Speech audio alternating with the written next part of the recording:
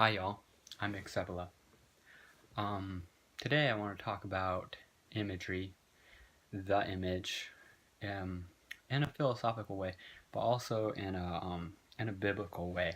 I want to talk about the image in the Bible, the concept of the image in the Bible.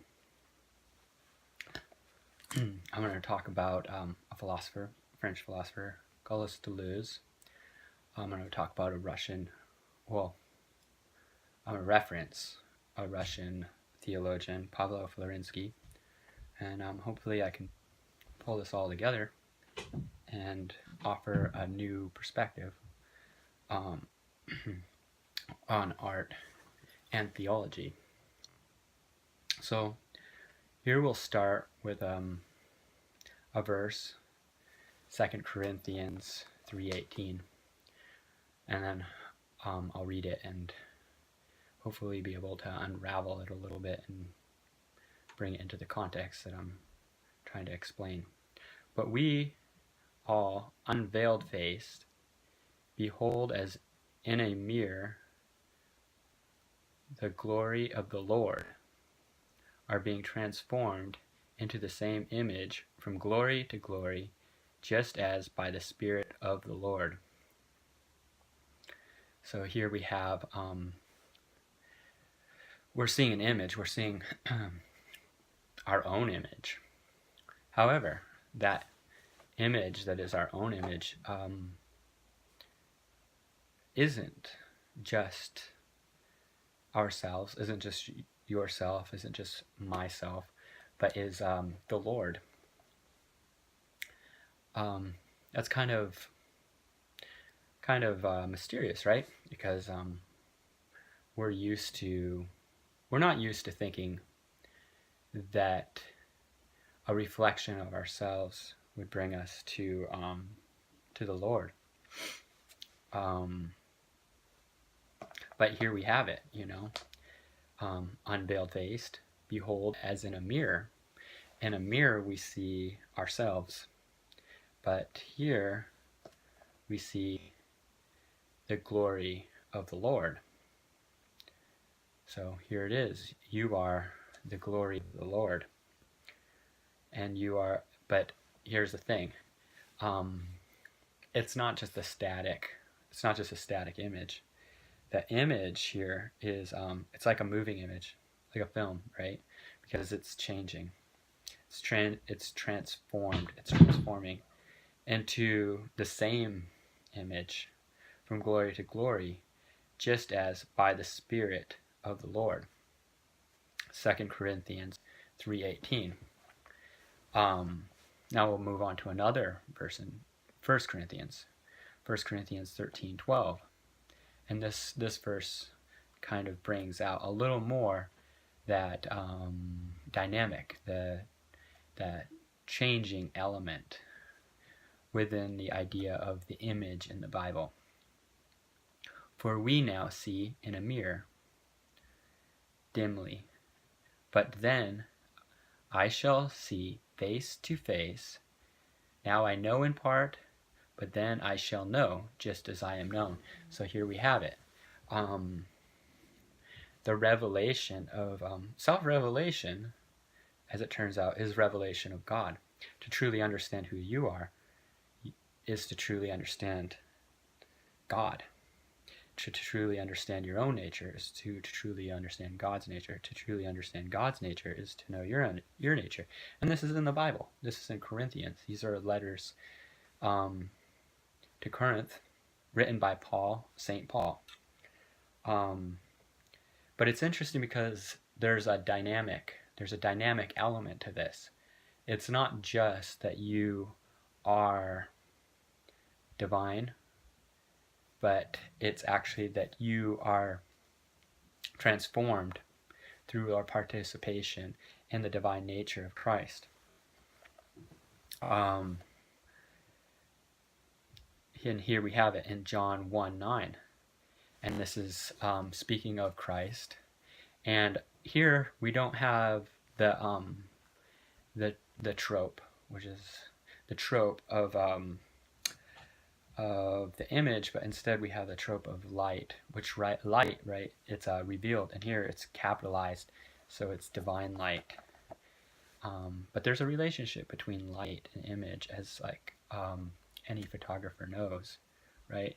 That was the true light, which gives light to everyone coming into the world. So every being, every one of us, every human, comes into the world, has the true light of Christ. But something happens, and we're changed. And through Christ, we can come back. We can, through peering into this mirror dimly, we can, I guess, once again receive the true light. And here it is, this image, right? The image of God. The image of God. It's not just Christians that are made in the image of God, and we know this because in Genesis 1:27 it says about men and women, about all of us. So God made man in the image of God. He made him, male and female. He made them. Then God blessed them. So we can see that God blessed the image of God, which is men and women. And we can see also that here we have actually a case of God, not worship, but of veneration, of honor. And God honored everything that he made. And you can see this in Genesis over and over when he says, and it was good, and it was good. Everything he makes, he says, and it was good. And something, of course, happens to creation later, and we find out about that. That sets it into a state that then needs to be reflected on and returned to that image. But the image is always there, and that's why, in Corinthians, like I was reading, it says that it was dim as a glass dimly. Because if you look in through a mirror, right, and it's dim, right, you're not, the image, what you're looking at isn't actually changed. It's your perception that has changed. And perception, the Bible tells us that perception is actually what makes you who you are. How you perceive is very important to who you are in essence. And this is really important to this idea of image and how image relates to art and society, culture, the world.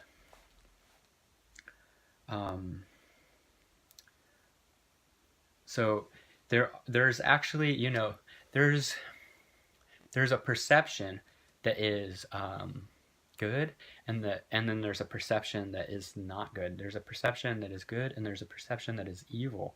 And the perception that is good is a good faith perception, and the perception that is evil is a superficial one. It's a presentation through image of a lie. So images can present truth, but they can also present lies. We know, in our society, we think of a person's image is not the truth of them. But that's really just us taking for granted that corrupted state, the corrupted image. That's the only image that we're referring to when we say, oh, that person is just image. That person is not real. And Pablo Florensky, this Russian philosopher and theologian, writes in his book Iconostasis.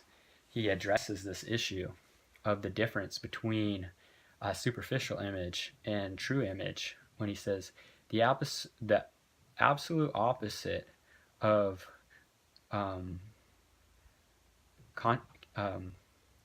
countenance is mask. So that's interesting. So that word countenance, people are really familiar with it. But have you really thought about how that word countenance relates to art, relates to the image, relates to facial expression, relates to the authenticity of somebody's feeling as it's shown through their face? So once again, the absolute opposite of countenance, I like, is mask. The first meaning of mask may be seen in the old word larva, related to the modern larva, meaning that which resembles a face, being both presented and accepted as a face, but which is empty inside, that is, in the physical materiality, but no metaphysical substance. So that's where he's saying here is that the idea of a mask to cover up true feeling is related to this larva, which is the image as we have come to understand it in corrupted society, that is superficial. When you go through like a business course, or you try to learn about how to sell things or whatever, you come across that idea of having a good image, of wearing the right clothes and things like that it doesn't necessarily reflect who you are in your being, in your soul. And that relates to this form of mask that is related to the Greek word that is like larva.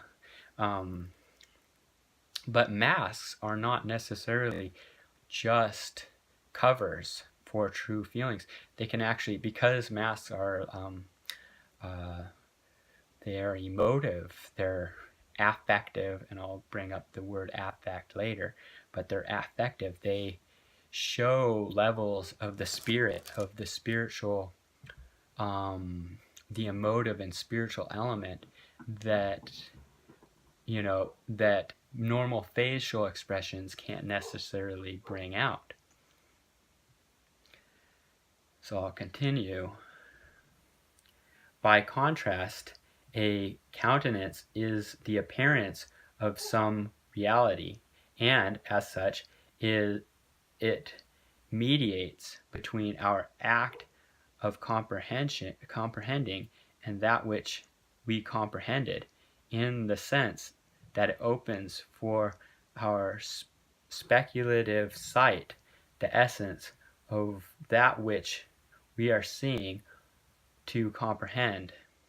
See, that's really deep, because what we're seeing is that if you have a facial expression, and it's joyous, or it's frustrated or angry, if it's affect, that means that facial expression is a facial reflection. That facial expression is showing perception. It's not just showing thought. It's actually showing perception. When we are shocked and we that's actually it's not showing just us. It's actually showing the person who is seeing us themselves in a way. It's showing how we're perceiving them, or how you're perceiving me. Thus, if the countenance did not so function, it could not have for us any meaning. But this meaning would become negative if, instead of revealing to us the image of God, the countenance gave us not merely no hint of it, but also actively lied to us, falsely pointing to non-existent things, then the countenance would be not a face, but a mask. So he's made this distinction between a mask and a face. A face is an image that tells the truth, and this mask, the face tells the truth of God because we were made in the image of God, but the mask tells a lie. However, even the mask can tell the truth, but it can't if the soul, if the mind is corrupted, if the intent of the mind and the heart is corrupted, then the mask that is created will be also corrupted. And Florensky brings up this point too.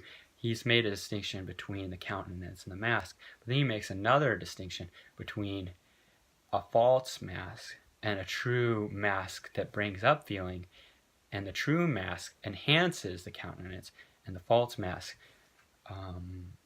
presents a lie instead of the countenance. In using the term mask, we shall ignore entirely the ancient religious meanings of masks, as well as all the corresponding classical terms, larva, persona, prosopa, and so on, because in the ancient classical culture, the masks were less masks in our understanding of the term and more a type of icon. Oh, masks can be truth too, see? But when the ancient religions became corrupted and spiritually drained, and the cultic icons became correspondingly profaned, then from this blasphemy there arose the modern meaning of the mask: deceptive, illusory, spiritually fraudulent, and even triviality of scariness. Yeah, I like that, Pablo Florensky. And you know, it's really remarkable because that was actually brought up in the Bible. That if you make a mask that is, you know, artful, it will reflect your heart. But if you make a mask to gain something beyond that pure expression, it won't be artful. That it will be, you know, the corrupted form of the mask. And in Matthew 5:8, in the Sermon on the Mount, Jesus says, "Blessed are the pure of heart, for they shall see God." If we're made, you know, in the image of God, then to see God would be to see through the mirror clearly instead of through the mirror dimly, you see. So that means that the purity of heart is actually the way that you see the true countenance, not only of human beings, of our fellow humans, but also the countenance of God's creation, which God said in Genesis. He said, you know, repeatedly, he said, "It is good. It is good." That's God's veneration. God venerates. When he says something is good, that's what veneration is. It's honoring. It's honoring.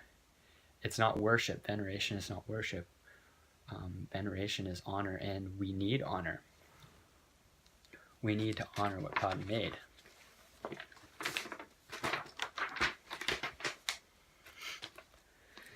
And how do we obtain the purity of heart, right? In Matthew 6:22, Christ says, "The lamp of the body is the eye. If therefore the eye is good, your whole body will be full of light. But if your eye is bad, your whole body will be full of darkness. And if the light is in you is darkness, how great is that darkness? So it's interesting.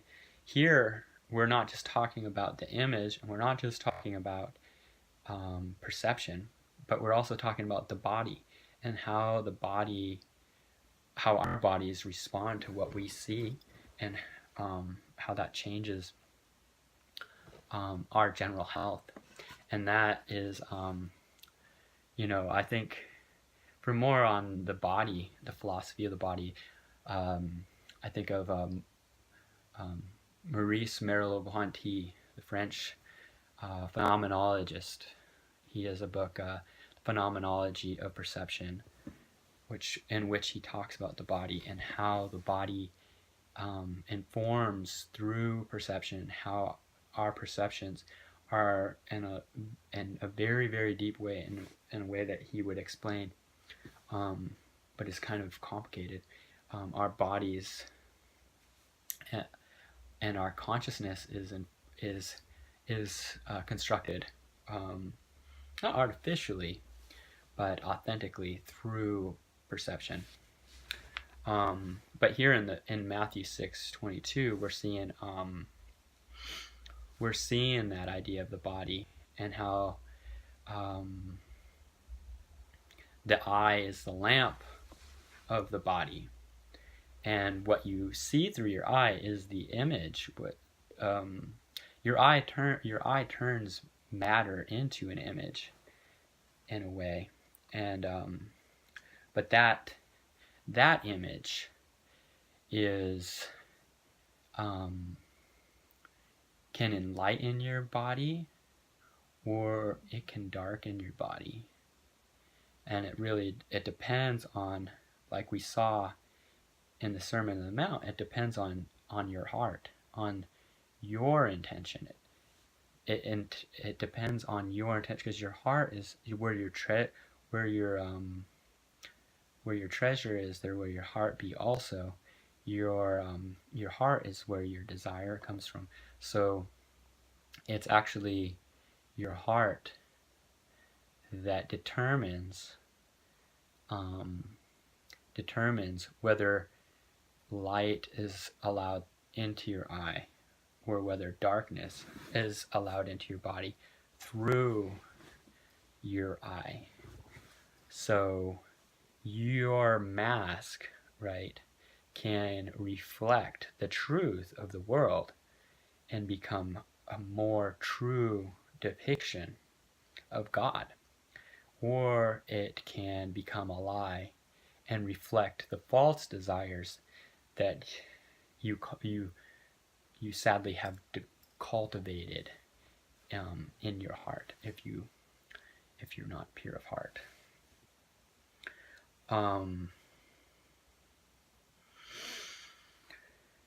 And something that's interesting is, one might think that this image, right, is only permitted in the New Testament, and that, in a sense, is true, because we could never depict God until Christ came. And since Christ is the image of the invisible God, now we can, through the Gospels, reflect on what God looks like in His creation, and through reflecting that, we can, through a process of purity, one day have that image, and that's what icon means, image in Greek, and that's what an icon is. It's that image of God. It's that, when you see somebody who is truly pure in their intent, it's reflected in their face, and that's what Christ had, and he was called the the fullness, and he was the image, the fullness of Christ. Christ is the fullness of the divinity of God. So although God himself could not be depicted before Christ, the image of God, came to us,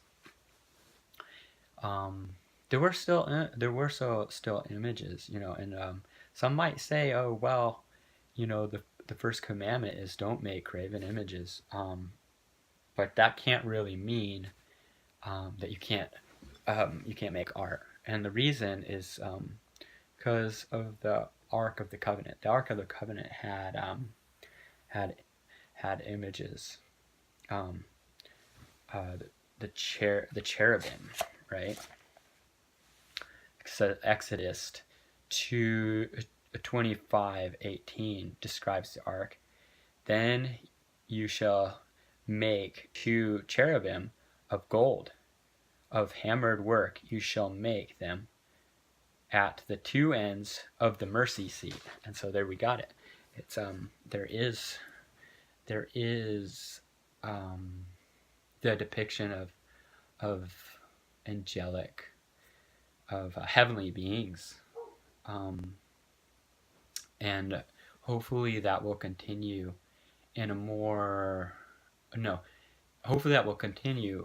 in our current time, and perhaps one day reach a pure level where we can actually start to see that once again. And of course we can see it if you want to. You can see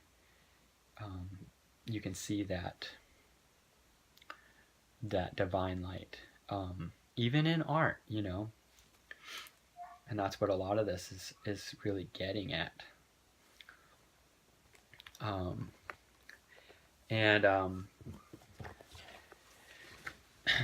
The church fathers talked about this. They talked about Christ's divinity being depicted in the icons, right? And my namesake, John of Damascus, was persecuted for defending the honoring of the icons of the image of God, and the image of the saints, as God himself honored the creation when he said each thing was good, and here's what John of Damascus said. Well, here's an icon of John of Damascus right here.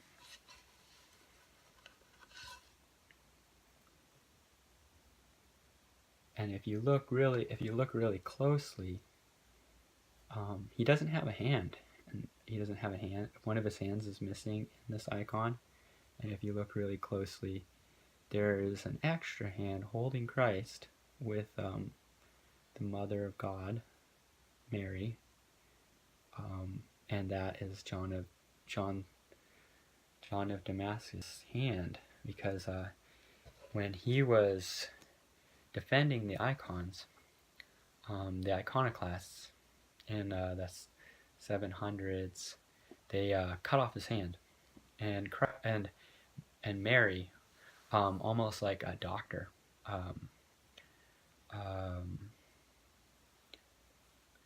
sewed his hand back on, and that's how good doctrine should be. Good doctrine should be like a doctor that fixes you. Here's John of Damascus talking about icons. In former times, God, who is without form or body, could never be depicted, but now, when God is seen in the flesh, conversing with men, I make an image of God, whom I see. He's speaking of Christ. I do not worship matter. I worship the creator of matter, who became matter for my sake. And even God says of his creation, which is matter, it is good. And here in another place he says, I do not worship matter. I worship the God of matter, who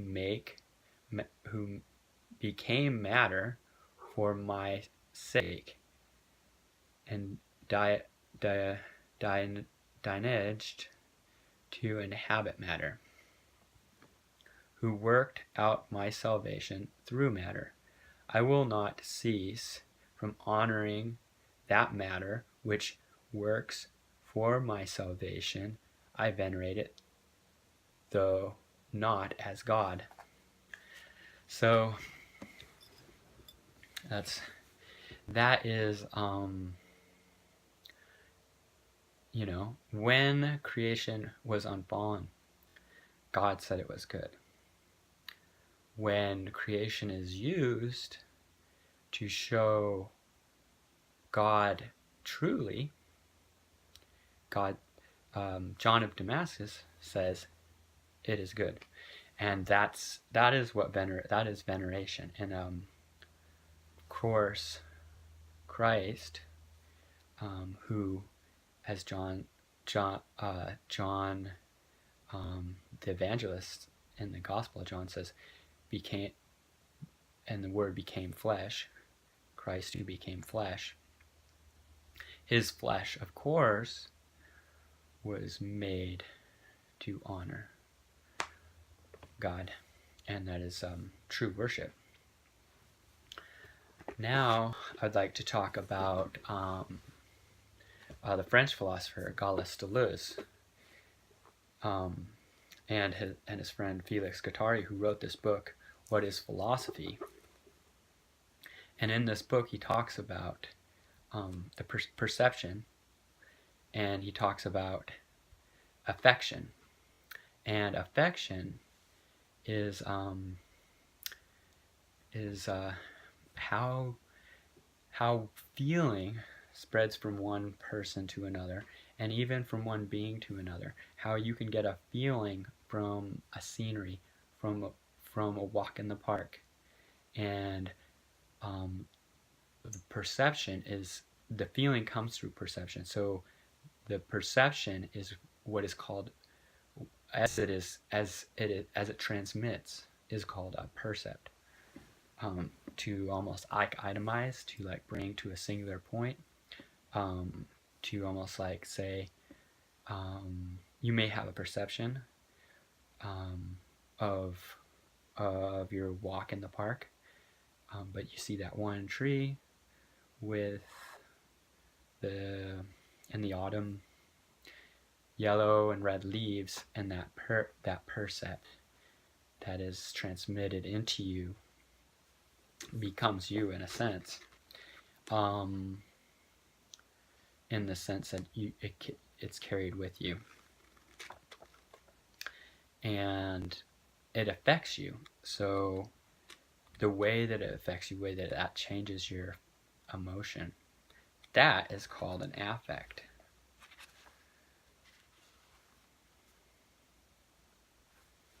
So in the 7th chapter of What is Philosophy,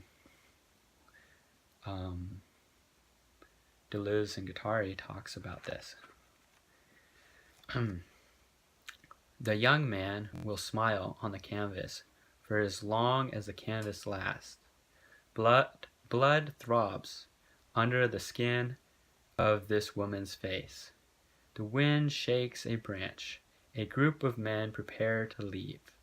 In a novel or in a film, the young man will stop smiling, but he will start smiling again when we turn to this page or that moment.